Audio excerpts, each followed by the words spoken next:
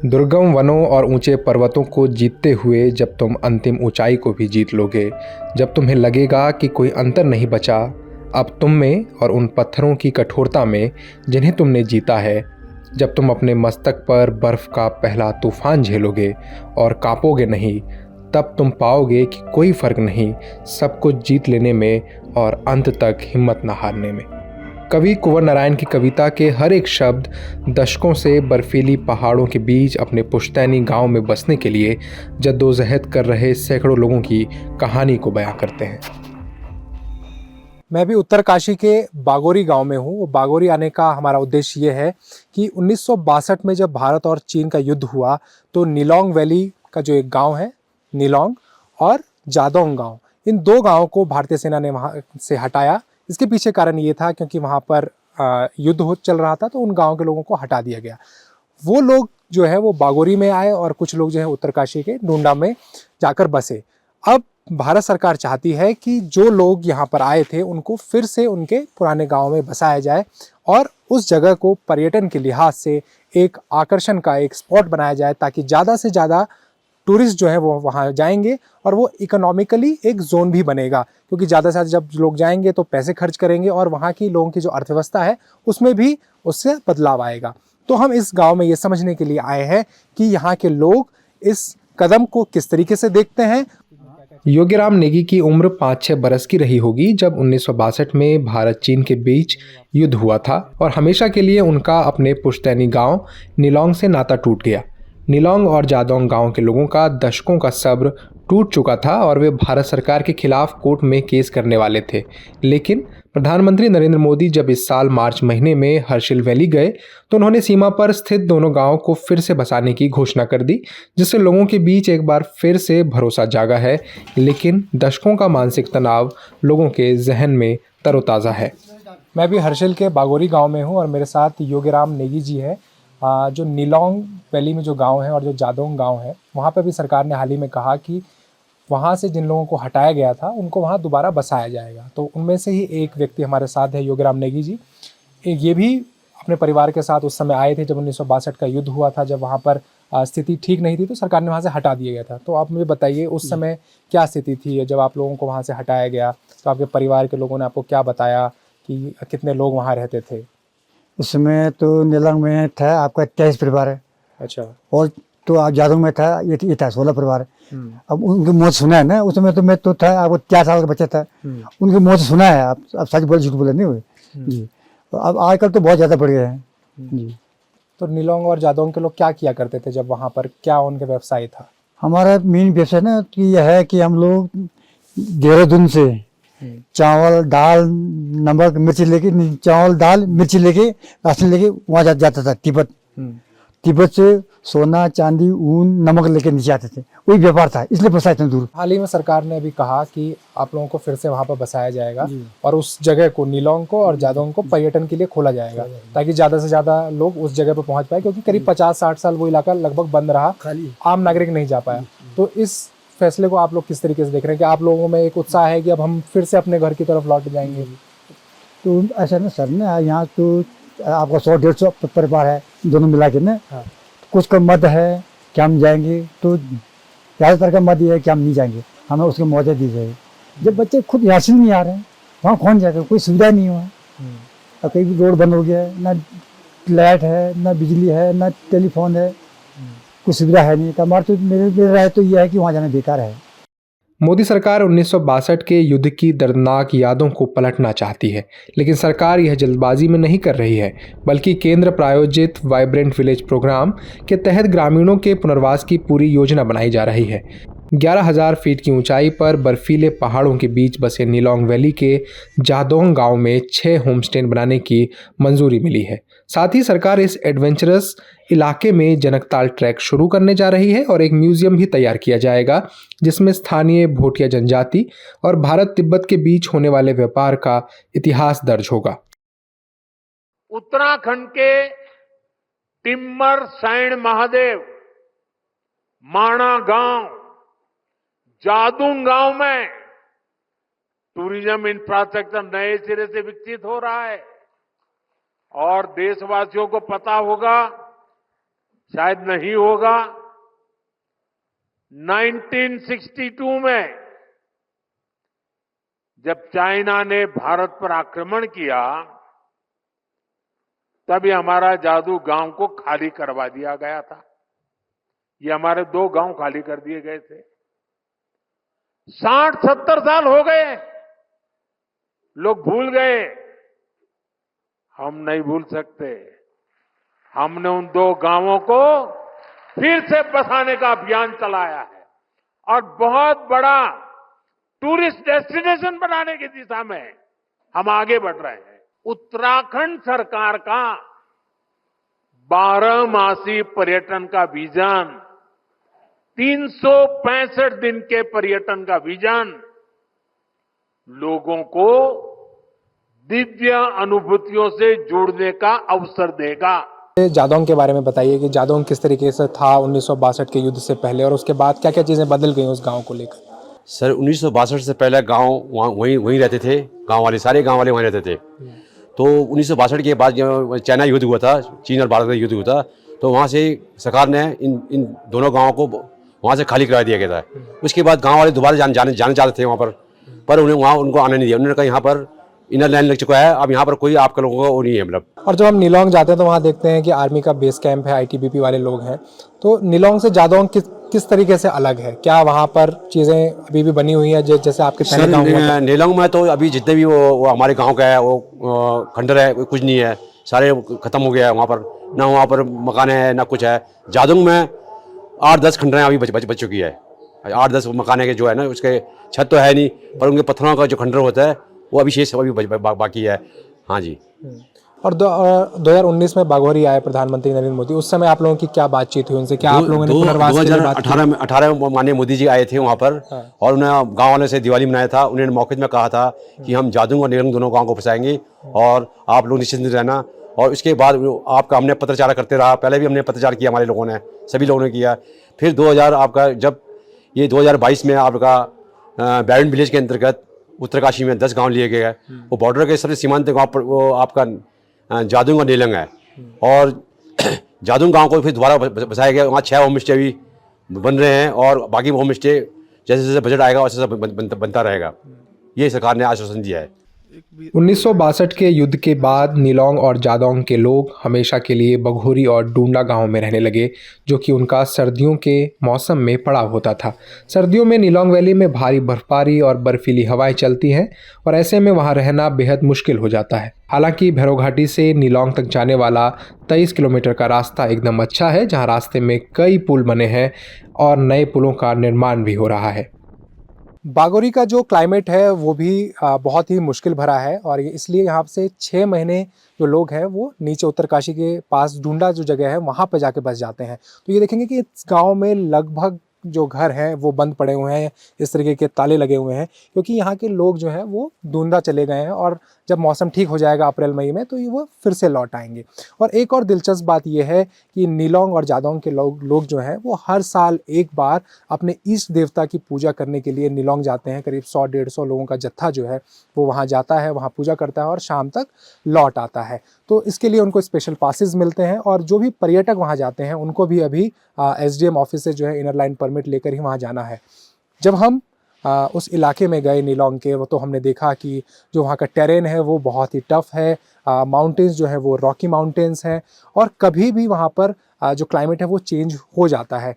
तो दरअसल जब भारत सरकार ये करना चाहती है कि उसको एक पर्यटक स्थल के तौर पर बनाना चाहती है तो वहाँ का जो क्लाइमेटिक कंडीशन है वो भी एक बहुत बड़ा चैलेंज है। और जब यहाँ के अधिकारियों से हमने बात की तो उन्होंने ये भी कहा कि इसे करना कर तो लेंगे लेकिन एक बहुत ही मुश्किल काम है और इसमें एक काफ़ी पर्याप्त समय लगेगा। हमें ये बताइएगा कि किस तरीके का आप लोगों का बचपन था वहाँ पर निलोंग में और किन परिस्थितियों में आप लोग वहाँ से हटे? नहीं, हम लोगों का बचपन तो अब ये लगाई, मेरा जन्म जो है 57 का है, तो उससे पहले हम लोग निलोंग में जाते थे। मुझे हल्का हल्का याद है कि हम लोग बचपन में बड़ा अच्छे से हमसे खेती बाड़ी भी करते थे। माँ जी पिताजी के साथ बैठ के खेतों में जाते थे, स्कूल में पढ़ते थे और जो व्यापार होता था तिब्बत साहब उसको देखते थे हम लोग कैसे कैसे व्यापार करते हैं करके इस चीज़ को देखते थे। और तिब्बती के याक आते थे, उनके बकरियां आते थे, और वो वहाँ से नमक और पश्मीना ऊन लाते थे, और हम लोग यहाँ से उनको राशन वगैरह ये चीज़ देते थे, तो इसका आदान प्रदान होता था। तो अच्छा चलता था, व्यवसाय अच्छा चलता था हम लोगों का। बोगोरी से जब नेलांग जा रहे थे तो प्रशासन ने हम लोगों को रोक दिया कि अब आप लोग जो है वहाँ देश की सुरक्षा को देखते हुए अब आप लोग नहीं जा सकते हैं, क्योंकि वहाँ वार हुआ था, इस वजह से अब वहाँ पर सेना पूरा सेना ने कब्जा कर दिया था। हमारे मकानों पे, ज़मीनों पे हट बना के सब चीज़ कब्जा कर दिया था। तो हम लोग बोगोरी में पहले से ही रहते थे, बोगोरी में क्या, तो वहीं रहने लग गए अस्थायी रूप से, अब वहीं रहने लग गए। बहुत पहले जब हम लोग बच्चों में थे, हम लोगों को याद आया कि अब जब बकरियों के साथ जाते थे तो याद आता है ये मकान हमारा अब ये है। अब जब हम लोग 2 जून को अपने देवी देवताओं के साथ पूजा करने, उस स्थान में पूजा करना चाहते हैं, तो पता नहीं चलता अब कि कहाँ पर अपने मकान थे, कहाँ पर क्या है, ज़मीनों को भी पता नहीं चला। एक बार रेवन्यू को लेके गए, हमने कहा अपने अपने ज़मीनों का वो करा, तो उन्होंने नक्शा निकाला, कहीं भी पकड़ नहीं पाए कि किस पॉइंट से हम जो है किस बताएं ज़मीन कहाँ पर है, आप नहीं कर पाए वो लोग। भारत चीन सीमा पर स्थित नेलांग और जादोंग गांव की नियति तब बदली जब 1962 में भारत और चीन का युद्ध हुआ। उसके बाद वहां के लोगों को विस्थापित होकर किसी दूसरे गांव में आना पड़ा, जो कि बघोरी गांव है। अब बघोरी गांव का यहाँ इतिहास यहाँ पर बताया गया है। इस नेम प्लेट पर यहाँ लिखा गया है कि बघोरी ग्राम जो है वो एक जनजाति ग्राम है और ये जलंधरी और भगीरथी नदी के मध्य जो एक स्पेस है वहाँ पर बसा हुआ है। इसके इतिहास के बारे में भी लिखा गया है कि 23 दिसंबर 2017 को भारत सरकार की नमामि गंगे के तहत बघोरी ग्राम को प्रथम गंगा ग्राम घोषित किया गया और गांव से 18 किलोमीटर की दूरी पर क्यारकुटी डांडा और हिमाचल का आखिरी गांव चिटकुल तक ट्रैक रूट है। और फिर 1962 के युद्ध के बारे में बताया गया यहाँ पर, और उससे जुड़ी जो वहाँ के बाजार लगते थे कि 1962 से पहले भारत तिब्बत बाजार जो नेलंग में स्थापित किया जाता था, उसे स्थापित करने में नेलंग और जादोंग और बघोरी ग्रामीणों का योगदान था। बिजनेस भी इन गांवों में फल फूल रहा है। बघोरी गांव में भी बीते कुछ सालों से लोग अपने घरों को होमस्टे में तब्दील करने लगे हैं। हालांकि कई लोग सेब का व्यापार भी करते हैं। वहीं जादोंग में भी जब सरकार होमस्टे की योजना लेकर आई, तब गांव के लोगों का कहना है कि सबको एक ही रोजगार से जोड़ना उचित नहीं होगा। हमारा ये कहना है कि एक गांव होता है, गांव में जो है सबको एक आजीविका से जोड़ना नहीं हो पाता ना। अब गांव के लोग हैं, कुछ खेती बाड़ी करना चाहते हैं, कोई बागवानी करना चाहता है, कोई भेड़ पालन का काम करना चाहता है, और कोई जो है दुकान का काम चलना चाहता है, कोई होम स्टे चलाए। तो हमारा ज़मीन तो है ही नहीं, तो फिर अब होम स्टे पे ही आजीविका नहीं हो पाएगा ना। पूरा गांव को अब ये है आपका, वर्तमान में हमारा नेलांग का 150 परिवार से ज़्यादा है। अब 150 परिवार को आप होम स्टे बना देंगे, उतना तो टूरिस्ट लोग भी नहीं आ पाएंगे, तो उससे कैसे आजीविका चलेगा। 62 से हम लोग आस लगाए बैठे हैं कि अब मिलेगा, गांव का मुआवजा मिलेगा, गांव को पुनर्वास किया जाएगा, कैसे भी किया। तो अभी तक हमारे बुजुर्गों का 3-4 पीढ़ी तो ख़त्म हो गए भी जा रहे हैं। अभी नए पीढ़ी वाले अभी भी आस लगा के बैठे हैं, तो कितना मानसिक तनाव होगा हम लोगों का, ये बताइए आप। सरकार ये भी कह रही है कि आप लोग जब वहाँ बसाएंगे तो वहाँ पे एक रोजगार का भी जो है वो एक चलन होगा। जब टूरिस्ट आएंगे तो आपके होम स्टे खुलेंगे, आप दुकानें खोलेंगे, बहुत सारी तरीके की सुविधाएं होंगी, वहाँ बढ़ेंगी, तो आप लोगों को रोजगार ही मिलेगा, तो एक कमाने का जरिया भी मिलेगा। तो ये चीज़ें भी आप लोग सोच रहे हैं क्या? नहीं, ये तो उनका कहना सही है ना। तो लोग मैं ये कह रहा हूँ कि रहने वाला कोई नहीं है, सारे सर्विस हैं, बच्चे कोई आएगा नहीं है। हम अभी मेरे उम्र के कम से कम 20-30 आदमी रहे हुए हैं। हम तो हर साल मेरे उम्र के साथ कोई ना कोई मर ही रहा है, बच्चे तो आता नहीं है कोई, तो कौन रहेंगे यहाँ पर। अब रखेंगे, नौकर रखेंगे तो बेकार है, कोई फायदा नहीं है। जो आएगा वही खा जाएगा, अब मालिक कुछ नहीं मिलेगा। अच्छा, 1962 का जब युद्ध हुआ, जब आप लोग वहाँ से हटे, तो उस समय वहाँ पर गाँव थे, जादोंग में भी थे, नेलांग में भी थे। लेकिन जब आप फिर से वहाँ पर जाते होंगे, 62 के बाद गए तो होंगे, कई बार गए होंगे, तो उस समय क्या था? आपके गांव वहाँ बचे थे, उन गाँव का क्या हुआ, घरों का क्या हुआ वहाँ पर आपके? वो सब आदमी नेलांग में तो वो था ना, ये था यार क्या कहते आग के पहले ये नहीं, जब हमारे फौज के कब्जे में थे तो उन्होंने कुछ साल तो मकान को किराया भी दिया। बाद में किराया उन्होंने कहा हमको किराया मकान नीचे, तो किराया देना छोड़ के उसने तो मकान सब तोड़ खत्म कर दिया। तो जादोंग में अभी एक तो मकान बचा हुआ है, पुराना मकान। अच्छा, कभी आप जादोंग जाएंगे ना तो तो आपको मिलेगा पुराना मकान। नीलम में तो उन्होंने कुछ नहीं रखा है, सारे ख़त्म कर दिया। अब उन्होंने अपने बैंकर बना रखा ना, वो नीचे IT भी है, इधर आर्मी है, उधर भी आर्मी है।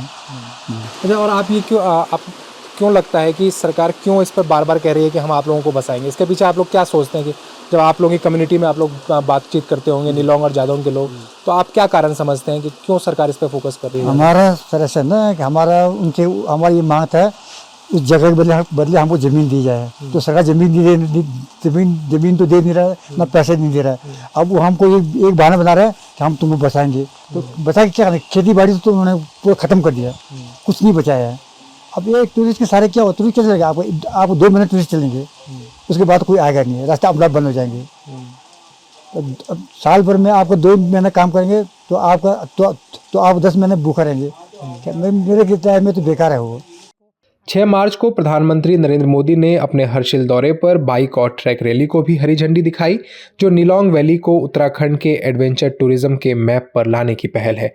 बाइक रैली में हिस्सा लेने वाले मनिंदर सिंह रावत कहते हैं कि यह जगह एक छुपा हुआ खजाना है जो कि बाइकर्स के लिए माकूल है और लद्दाख जैसा महसूस कराता है, लेकिन युद्ध में मिले जख्मों को भरने में काफ़ी समय लगता है।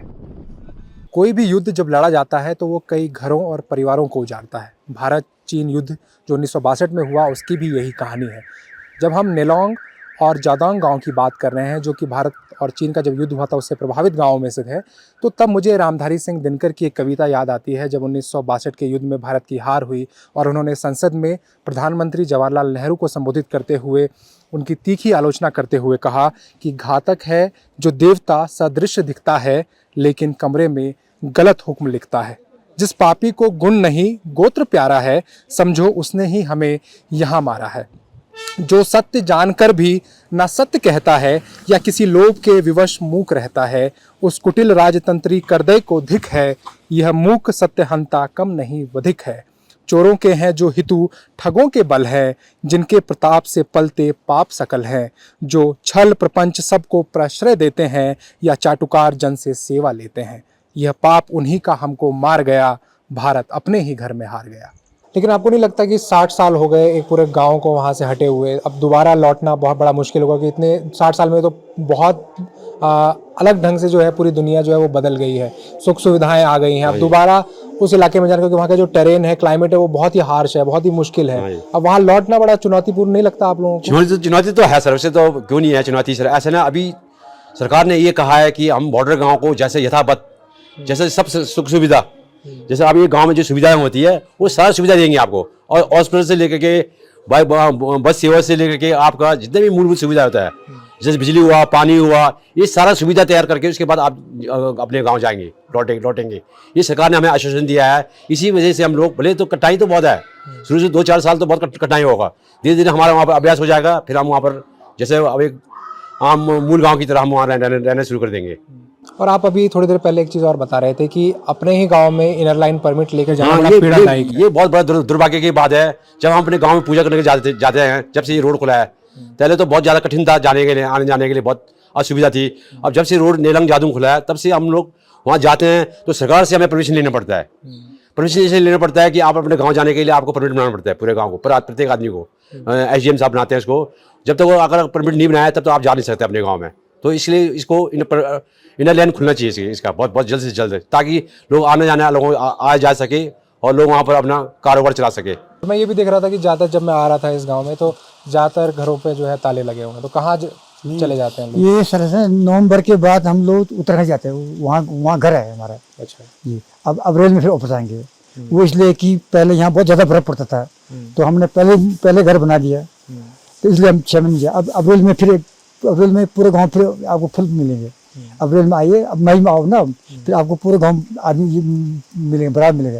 फिर जून के लास्ट जून में फिर चले जाएंगे। फिर आपको यहाँ वही मिलेगा, 2-4 बूढ़े हम लोग ना, बूढ़े लोग। हम तो जाने नहीं, हम तो अच्छा लगते हैं। अब बच्चे सब नौकरी वाले हैं, उनके बच्चे भी वही पढ़ रहे हैं, इसलिए सब चल जाता है। फिर पूरे गाँव खाली हो जाता है, जैसे खाली रहेंगे। 1 महीने के पहले होते हैं। तो मेरे कहने मतलब सर ये है ना, जब अपने यहाँ नहीं आ रहे, निलंग कौन आएंगे?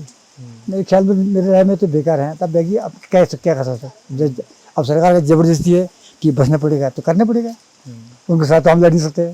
सरिता देवी बताती हैं कि हर साल ईष्ट देवी और ईष्ट देवता की पूजा करने जब हम निलोंग वैली जाते हैं, अपने गांव को उजड़ा हुआ देखकर हमारा दिल पसीज जाता है। जब आप लोग साल में एक बार या 2 बार जाते हैं निलोंग, तो उस गांव को देखते हैं जो अब नहीं है गांव, लेकिन वो इलाका देखते हैं, तो कैसा महसूस होता है आप लोगों को? महसूस तो बहुत खराब लगता है, क्योंकि कभी गांव रहा होगा तो जैसे हम लोगों ने कभी मैप में जैसे हम लोग खुद को महसूस करते हैं ना कि बगोरी गांव हमारा ऐसा है, जैसे आप अभी डुंडा देख रहे हैं तो एक दिमाग में रहता है कि एक मकान गांव तैयार। तो हम जब नेलोंग में जाते हैं तो हमारे दिमाग में रहता है, बुजुर्ग लोग कहते हैं कि ये हमारा घर हुआ करता था, यहाँ पे हम लोग खेती बाड़ी करते थे, यहाँ पे हम कपड़े धुलते थे। तो उनको देख उनके अंदर जो मतलब वो रहता है, एक अपने गांव को देख के जो रहता है, एकदम से नहीं होता है कि वो पुरानी यादें जो उनके दिमाग में तैयार होती है, और वहाँ पे जो खंडहर देख के उनके मन में होता है कि दुख, उस दुख को देख के हमें भी बहुत खराब लगता है कि काश फिर से बसे वो गांव।